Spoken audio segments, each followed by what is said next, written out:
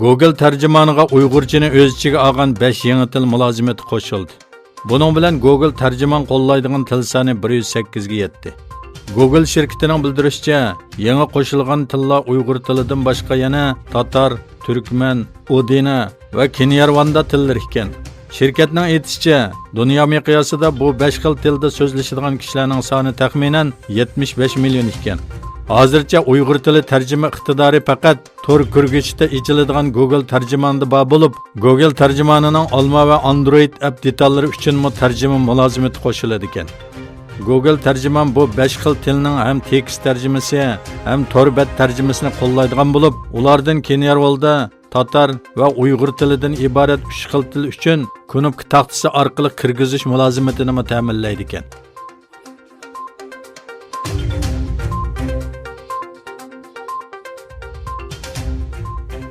Sharq Turkistondagi yig'ilish lagerlari haqida Birlashgan Davlatlar Tashkilotida o'tkaziladigan kishilik huquq yig'ini arpasida xalqaro jamoatchilikning tonishini o'stirish va embargo chaqirg'i qilish uchun imzo qo'yish faoliyati olib berilmoqda.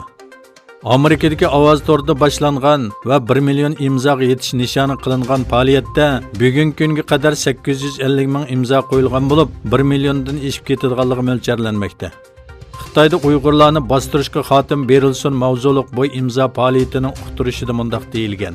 Birlashgan Davlatlar Tashkiloti Kishilik huquq kengashi dunyo parlamentlari va Xitoy bilan savdo qilayotgan shirkatlar diqqatiga 1 million begunoh kishining zolimlarcha mingyishga, ro'yi va jismoniy qiyin qistoqqa uchrashi insoniyatga qarshi bir jinoyatdir. Sizlarni bu qo'rqinchli vaziyatni tanqid qilishga va Xitoyni asosiy kishilik huquqqa hurmat qilishga majburlash uchun o'rtaq embargo yurgizishga chaqiramiz. Bu kollektiv turma sistemasiga planliq tajovuz, qiyin qistoq va madaniyat hujumiga amdi yo'l qo'ymayli. Tarix Uyg'urlarni va sizlarning buningga qaytirgan inkosinglarni xotirlaydi.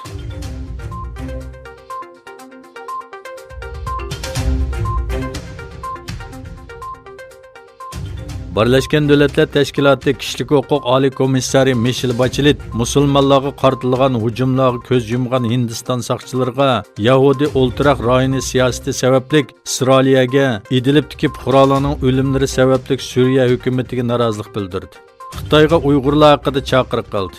Xitoyning o'zini taklif qilganligidan mamnun bo'lganligini ta'kidlagan Bachelet, taklif qilingan bu ziyoratga tayyorlik qilish bilan birga avatiladigan hayitimizning cheklimiga uchirmasligi talabimizni davomli yetkazyapmiz.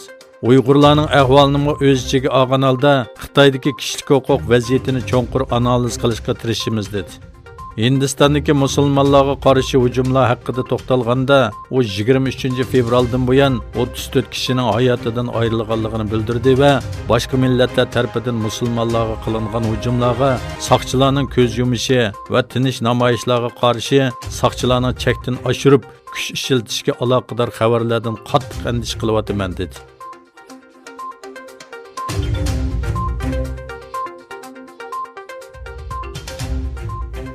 Saudiya Arabiston Xitoyda o'tirg'i chiqqan yangi tipli koronavirusi yuqumi sababli Umra va Madina Munavvara ziyoratlarini vaqtliq to'xtatadiganligini e'lon qildi. Yana bir tarafdan Eron poytaxti Tehron boshchiligida koronavirusi bayqalgan 23 o'lkada juma namozi o'qilmaydiganligi uqtirildi.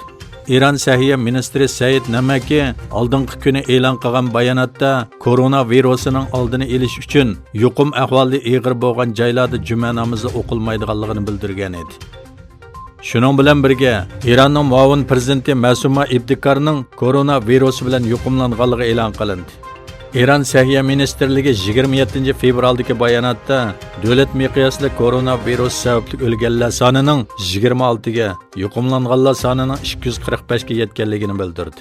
Yana bir tarafdan Yevropada koronavirusi bilan yuqumlanuvchilar soni davomli oshmoqda.